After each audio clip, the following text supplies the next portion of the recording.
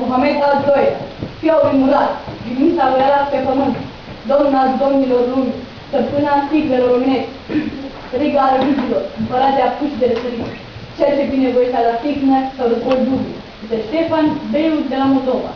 De data aceasta să mai știu însuși tributul din ultimii 2 ani, așa după cum a adus și domnul Bănaș, ca să putem avea încredere în preziunea ta.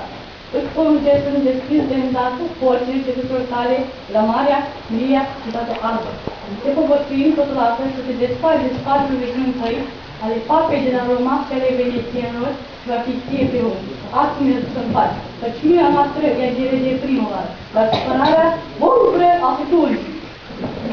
Cunoaște puterea împărăției otomane. Știm că o țară mică poate părea o pradă ușoară pentru orice pe teamă de sultan. Noi să rugăm pe Măria ca să ne lasă trei mulțime în acest colț de lume. De neamul nostru românesc ca prin sădăcina deci ca și podul de stejar. Nu suntem autori nimănui și n-am privit niciodată pe nimeni. Vrem să trăim în bună înțelegere cu vecinii care ne-a dat Dumnezeu. Cât și în celelalte țări mai depărtate. Bucuroși amplificatorii și neguțătorii noștri să ajungă și la înalta poartă. Așa cum umblă acum de la porțile principilor creștini. Mie nu-mi plac războaiele. Am luptat însă ori de câte ori în atârnare și ocarele mele au fost amenințate.